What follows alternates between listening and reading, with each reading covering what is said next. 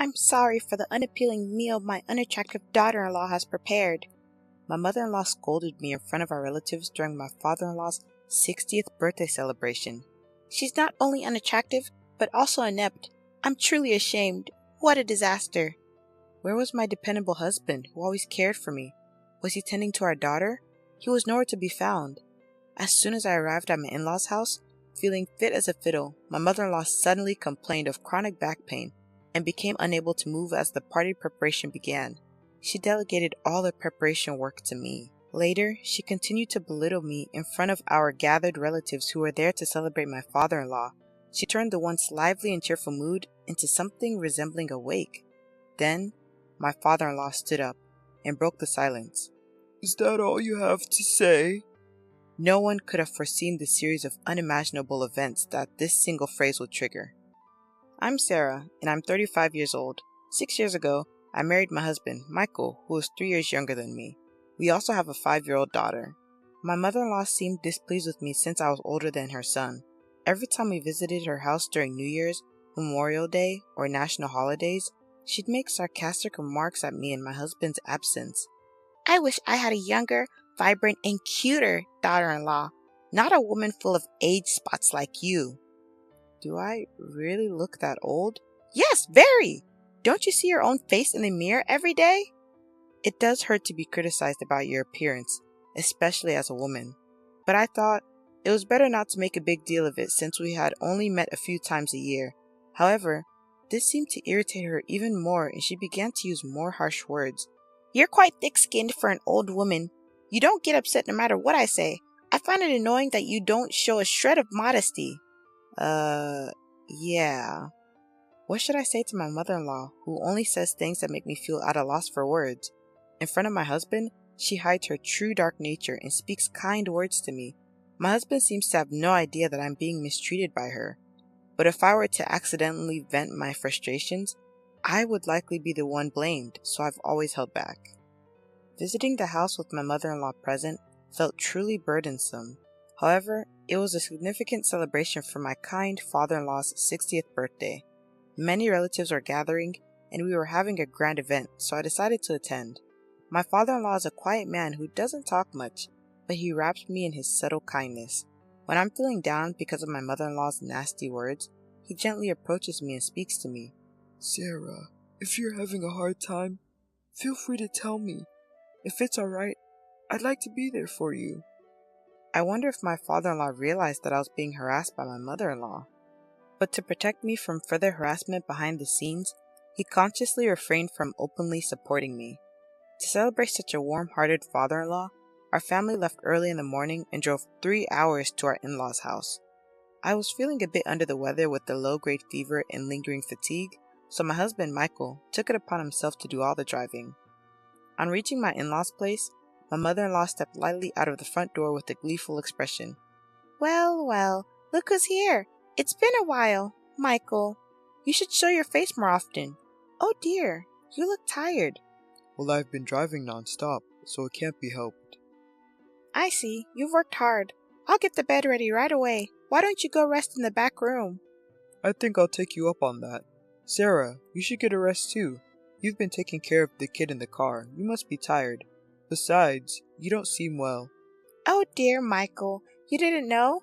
I called Sarah yesterday and we planned to go shopping together for the 60th birthday celebration. You go and rest. Sarah, once you've put the luggage at the entrance, we'll head out. Of course, no such communication had come, and I don't remember making any such shopping promise. Having looked after our energetic 5-year-old daughter, I'm exhausted. And since I'm not feeling well, I'd like to rest too. Since Sarah's not feeling well, let her rest. The shopping can be done by you. But it's your father's big celebration. I want to choose the best ingredients with Sarah. Sarah, you'll keep your promise with me, right? She certainly knows how to make a good excuse. Without giving me a chance to refuse after setting down the luggage, she forcefully pulled me by the arm and shoved me back into the car we had just gotten out of. Then, glaring at me fiercely, she snapped, I don't think you need time to rest. However, right after that, she switched her expression to a big smile and loudly said, Thank you for driving the car. I'm so happy. Knowing my mother-in-law, if I opposed her now, it would surely make the whole day a disaster. I reluctantly got into the driver's seat.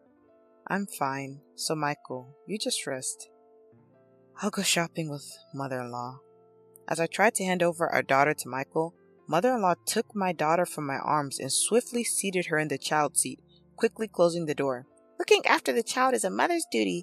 Well, Michael, we're off. Once she got into the passenger seat, her sweet tone from before completely changed as she started berating me. So, you can't even look after your child properly? Stop using Michael for your convenience. You're just an incompetent daughter-in-law who's only aged. What was terrifying was that she maintained a sweet facade since Michael was still nearby. Oblivious to all this, Michael waved us goodbye. I drove my unfamiliar husband's car toward a large supermarket. Of course, there was no way mother-in-law would stay quiet during the drive, and she started lecturing me right away. I'll make you regret lazing around while making my son drive. Mother-in-law, please don't say such scary things.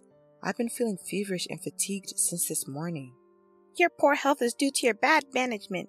Also, your crow's feet have increased, and the spots on your cheeks have darkened. I can't even bear to look, and your skin has lost its elasticity. I had lost all my energy to respond to her harsh words, and barely managed to arrive at the supermarket, nodding along the way. This is really exhausting. I wonder how all the other daughter-in-laws in the world manage to endure such treatment from their mothers-in-law. My high-spirited mother-in-law, without even a word of thanks, jumped out of the car and swiftly handed me 2 shopping carts.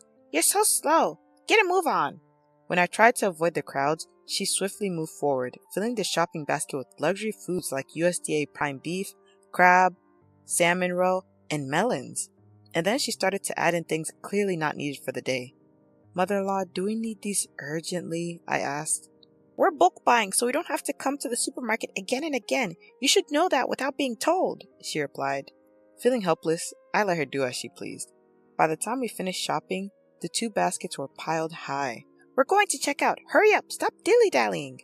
Despite her rush, when it came time to pay at the counter, my mother-in-law showed no intention of taking out her wallet. Mother-in-law, the payment, I began. But with her hands folded behind her, she didn't move an inch. When I asked for the money again, she glared at me and got angry. You should pay for everything. Excuse me? I stammered. As a wife, it's your duty to entertain your husband's father. Don't be stingy and just pay. I ended up having to pay a total of $300 at the cash register to avoid making a scene. Not having any cash on me, I paid with my credit card.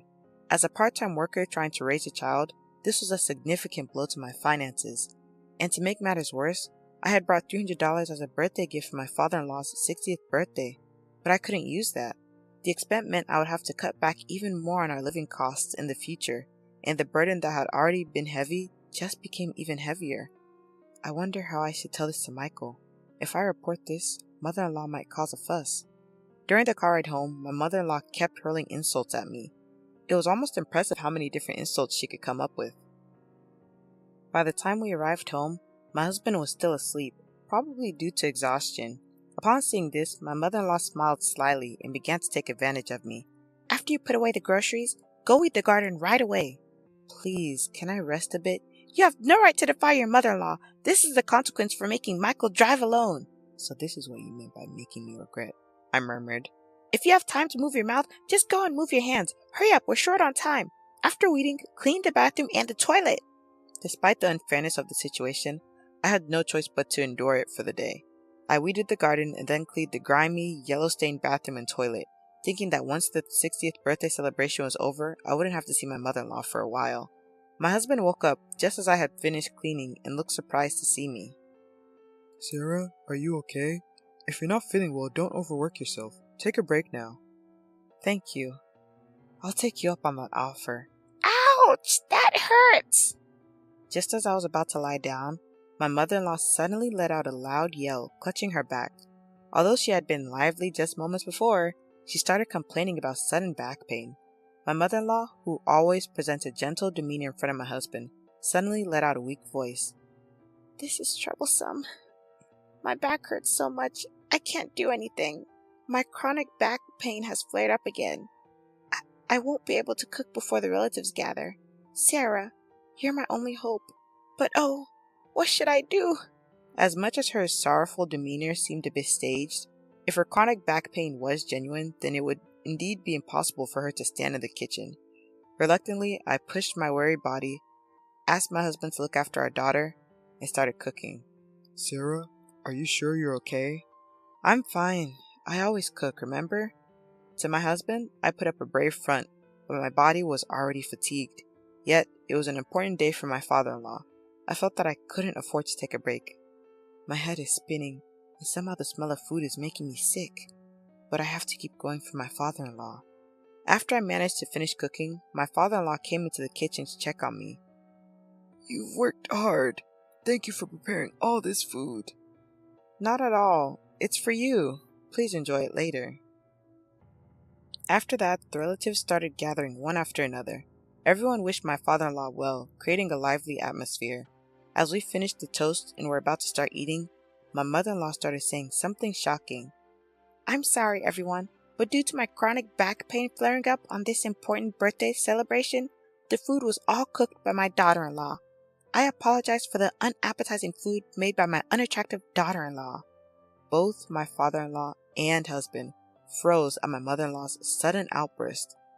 My daughter-in-law is not only unattractive, but she's also clumsy, a total failure. It's truly pitiful. Ouch! My mother-in-law exaggeratedly rubbed her back, continuing to disparage me. She's so clumsy that without my support, she can't do anything. I wonder if she can even take care of her own child. I'm so worried about whether Michael can manage with such a woman as his wife. What was supposed to be a festive atmosphere quickly turned gloomy, resembling more of a wake than a celebration. My usually supportive husband, who was supposed to be looking after our daughter, was nowhere to be found. At that moment, my father-in-law, who had been sitting quietly, suddenly stood up. Is that all you wanted to say? Huh? Seems like it. Maybe we should kick out the useless one then.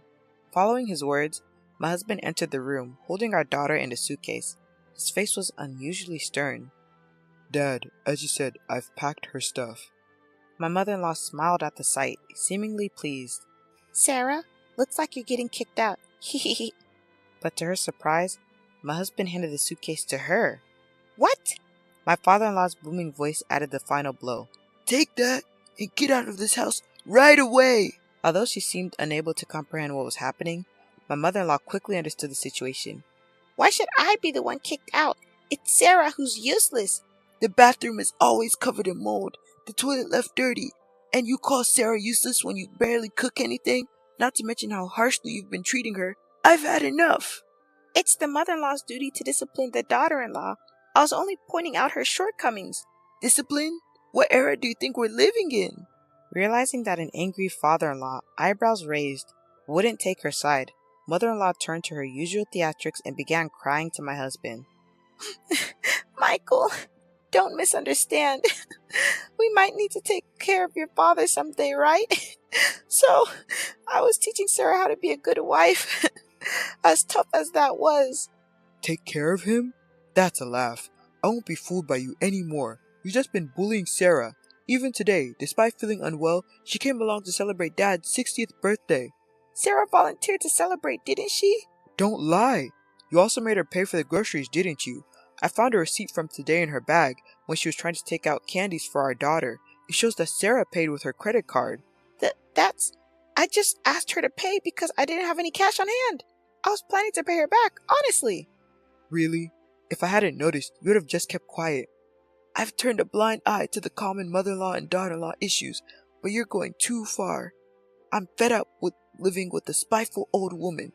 Seeing my husband and father-in-law turn away from her, mother-in-law began to blame me with all her usual acting prowess, tears streaming down her face. So, Sarah has been making false accusations about me. That's terrible. You're all making me the villain. No, I haven't said anything, but it's a fact that you've been bullying me, isn't it?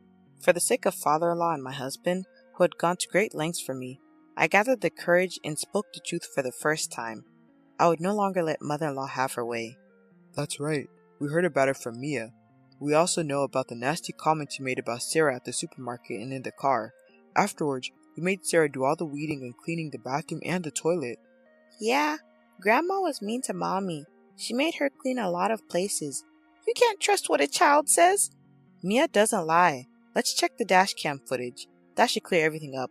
Michael, could you do that? Good idea, Sarah. I'll do that right away. What is that? Ignoring his mother's question, Michael went to the car parked outside, started the engine, and began playing the dash cam footage. The latest device, which can also record the inside of the car, was installed, so even facial expressions were clear. Ah, it's showing. She was saying these things. I'm shocked. Everyone, come over here and watch this. Relatives who had followed to see what was happening all checked the footage. Upon viewing, they began to comment. This is terrible indeed. Wow, this is the worst. Mother-in-law, who had stayed in the house insisting she wasn't at fault, began to panic as the atmosphere grew tense and ran barefoot toward the car. Everyone was taken aback by her swift movements, despite her supposed back pain. So, the back pain was just an act then. I'm all better now. After casually responding to my words, she tried to awkwardly seat herself in the driver's seat to turn off the dash cam, but she was firmly held by my father-in-law, making it impossible for her to move. Stop this right now. Don't look at them. But it was too late. No amount of yelling could help her. With all her misdeeds exposed, my mother-in-law, stunned and speechless, sank down helplessly. That's when my father-in-law casually handed her a single piece of paper. I filled in my part. You just need to write your part and submit it. What? Isn't this a divorce form? I had it prepared just in case. I never thought I'd have to use it. Don't ever cross my doorstep again. Wait a minute. I promise to stop harassing Sarah. Please forgive me. The sight of my mother-in-law begging for forgiveness with tears in her eyes was truly pitiful. But this too was likely an act. I firmly pushed my mother-in-law away. You let the cat out of the bag about bullying your daughter-in-law at the end. I will never forgive you. You might want to leave before the neighbors gather around. Oh no. This is terrible. The commotion attracted the attention of neighbors who watched from a distance. Perhaps not wanting to make a scene, she promptly took the divorce form and suitcase, and her supposed back pain was nowhere to be found. She rushed out of the garden. The villain had been dealt with, but I returned home filled with guilt. I'm sorry for all this during your 60th birthday celebration, Dad. When I earnestly apologized, he responded, Sarah, you did nothing wrong. I'm sorry for all the trouble we've caused. Let's start over. My father-in-law smiled. The relatives also watched with kind expressions. Later, they praised the dishes I had prepared and ate heartily. At that moment, all the fatigue seemed to fly away. Thus, we celebrated my father-in-law's 60th birthday in a grand manner. My mother-in-law, who was initially reluctant to agree to the divorce, eventually agreed, and they divorced amicably. It was also revealed that she had been misappropriating funds from my father-in-law's account, and she was ordered to repay $10,000 that she had spent recklessly. Unable to find work due to her lack of experience, she now works as a janitor in an office building late at night. With barely any money left, she lives in a rundown apartment that's seen better days. On the other hand, I found out that I was pregnant with my second child. It seemed that the feeling of discomfort I had earlier was due to my pregnancy. 5 months have passed since then, and my husband Michael has been very caring. The ultrasound revealed that we're expecting a boy. Both Michael and my father-in-law are looking forward to his arrival. Already excited, my father-in-law sent over blue baby clothes. My adorable daughter is overjoyed at the thought of having a younger brother, and practices taking care of a baby with her dolls every day. Watching her gives me immense happiness.